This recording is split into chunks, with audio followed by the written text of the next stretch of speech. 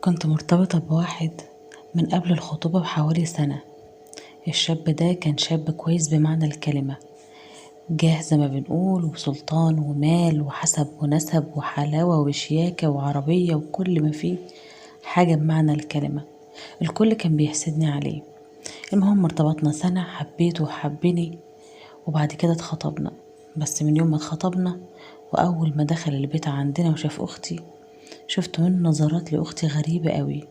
حتى أختي أول ما شافته انبهرت بيه، ولقيتها هي كمان بتبادله نفس النظرات ونفس الكلمات.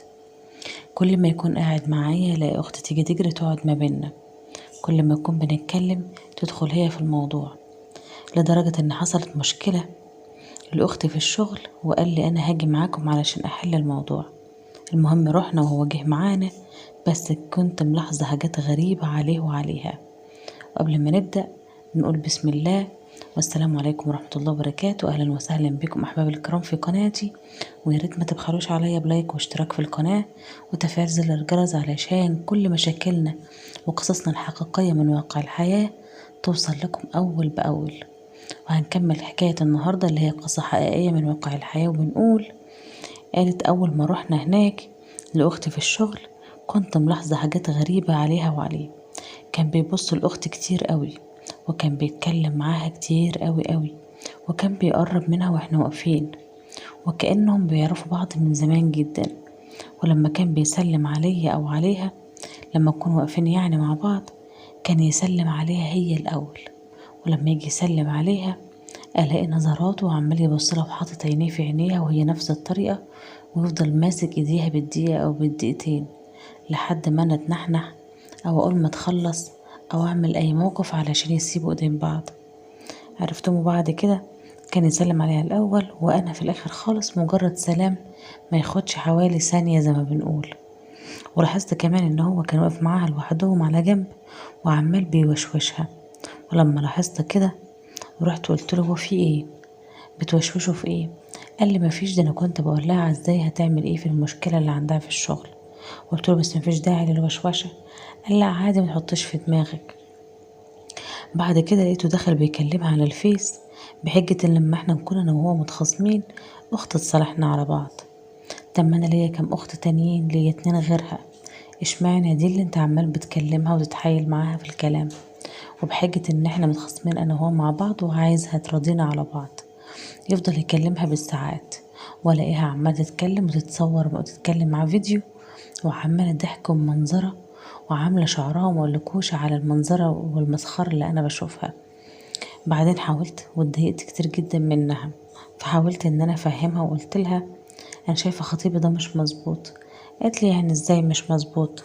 قلت لها اوضاعه معاكي حاسة انها بتعجبنيش، في حاجات بتتقال وفي حاجات بتتعمل المفروض ما تتعملش ما بينك وما بينه.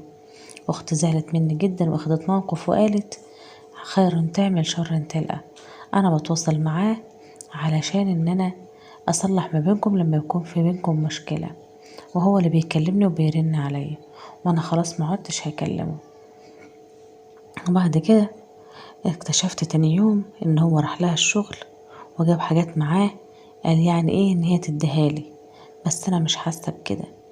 يعني ايه لما اكون جايب لي هدايا يروح يديها لاختي في الشغل الاول وبعد كده هي تجيبها لي؟ ليه ما جابهاش ليا مباشره؟ المهم ماما عرفت واتصلت بيه وقالت له مهما كان ما ينفعش تروح لاختها في الشغل، حتى لو انت فعلا خطيب اختها، بس برضو عيب الناس تقول علينا ايه. وبعدين احنا بيتنا موجود ومفتوح، ايه اللي يخليك تروح لاختها في الشغل وتديها الهدايا والحاجات دي قدام زمايلها؟ مع العلم ان احنا كنا زعلانين مع بعض، بس مرنش عليا ولا مرة ولا حاول حتى ان هو يرضيني. راح لاختي على الشغل وخد لها الهدايا وراح، وعمال كل يوم يكلمها يبقى عشان تصالحنا على بعض. طب انت في ايه بقى عايز تصالحنا على بعض؟ وفي ايه انت مرنتش عليا ولا رنة ولا بعتلي ولا رسالة؟ المهم ماما لما كلمته تاني قالت له انت ليه ما بترنش عليها وكل شيء اسمه ونصيب؟ قال لا اوعدك مش هرن عليها تاني. ده بقى معناه ايه؟ يعني هو ما صدق اللي انا شفت منه، ان هو ما صدق ان احنا نقول له كل شيء اسمه ونصيب. بس انا لسه شاكه في اختي لحد دلوقتي، لان اختي اول ما عرفت ان احنا قلنا له الكلمه دي فضلت طول اليوم مبسوطه ومزقططه. طول اليوم راحة جاية وتضحك وتهزر ومبسوطة، وراحة جاية ترقص في الشقة، لدرجة ان والدتي قالت عليها، قالت لها انت مالك مبسوطة ليه كده؟ انت شايفة ان اختك فسخت النهاردة خطوبتها، وانا شايفاكي رايحة جاية عمالة تترقصي ومبسوطة على الاخر. قالت له ايه يعني؟ مفيش ما بينهم نصيب، ولو في نصيب بينه وبين اي حد تاني هياخده.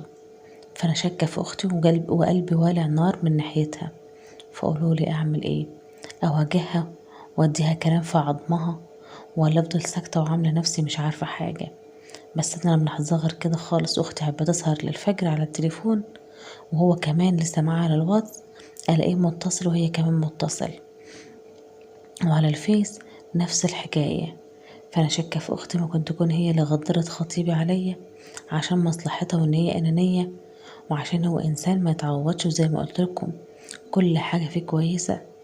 فانا مش عارفة، احكمولي انتوا، قولولي اتكلم اختي ولا اسكت واكمل زي ما انا ماشيه وخلاص، مع ان انا قلبي مقهور جدا من جوايا، خصوصا ان انا حبيته سنه كامله قبل الخطوبه، وبقالنا مخطوبين فتره كويسه. فقولولي اعمل ايه؟ يا ريت يا جماعه نقول لها تعمل ايه، بس اللي انا شايفاه ان اختها مش مظبوطه. فاستودعكم الله الذي لا تضيع ودائعه، وفي امان الله. وما تنسونيش من اللايك واشتراك في القناه وتفعيل زر الجرس علشان كل حاجه وانا توصل لكم اول باول. ويا ريت نرد عليها تحت في التعليقات بدون أي يعني استفزاز أو كلام مش حلو. فأستودعكم الله، والسلام عليكم ورحمة الله وبركاته، وفي أمان الله.